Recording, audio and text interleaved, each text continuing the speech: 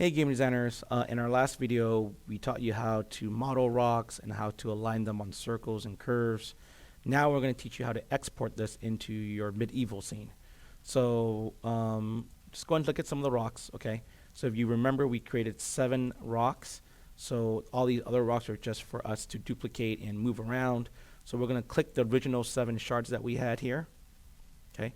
And we're going to go to File, and we're going to export selected here with the option box. We're going to keep it as Maya binaries. We're going to click the export button. It's going to give us a option box. We're going to put, in our desktop as we usually do. And I want you to name it something else. So our scene was supposed to be Shattered Rock Scene. So let's just go Shattered Rock Models. Okay. So now these are our models that we're going to import into our other scene. So I'm just going to minimize this or close this. It doesn't matter. Go ahead and hit save. And I'm going to open up my demo, which is over here, which is my model scene.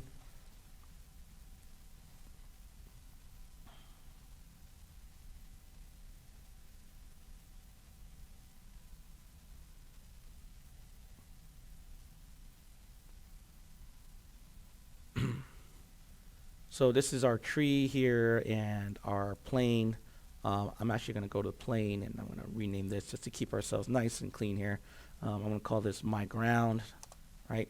And we only have 2 objects. We have a ground and a tree, and we're going to replicate the tree later to kind of populate our scene. Okay.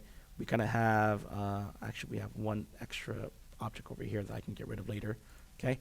But anyway, now suppose we have our tree and we have our ground, and we're going to import those rocks and do stuff with it later. So I'm going to go to File. I'm going to go to Import. It's going to open up a file menu box here. We're going to click on the desktop where I last saved it. And I saved it as, for me, Shattered Rock Models. Okay. Shattered Rock Models. Go ahead and import those. Okay. And you'll see that when you import something from a file like this, it'll put all of the models in one group here. You can choose to ungroup those or keep those. It's up to you.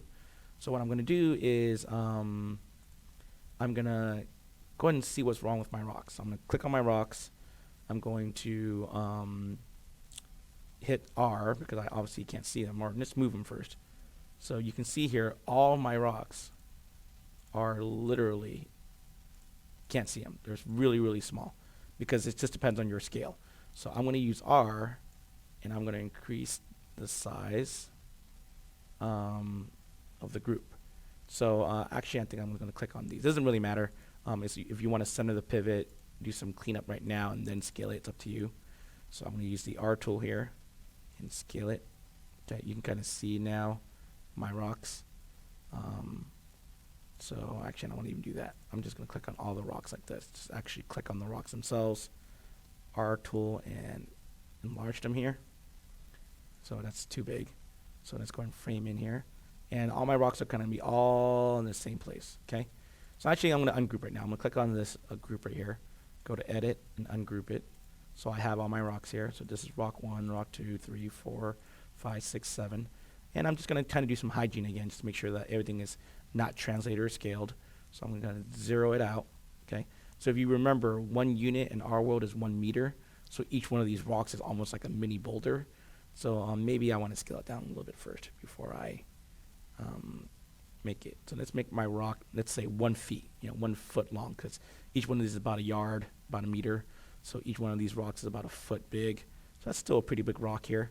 So I'm going to take all these rocks here, and I'm going to do some hygiene. Just make sure that, because I have these scale translations, to zero them all out, center their pivots again, and clean it up. And there we go. Now we have our rocks in our scene. So now you can go here and make a circle path and do what we told you in the last video, right? So you want to make a fire pit over here. You kind of make a little circle. Or sorry, you make a circle here. Use the W tool, kind of move the circle where you want it, right? You want to make a circle around here for a fire pit. Say you want to make a path along your scene. So you kind of click where you want to start the path and say I create a path that's like that.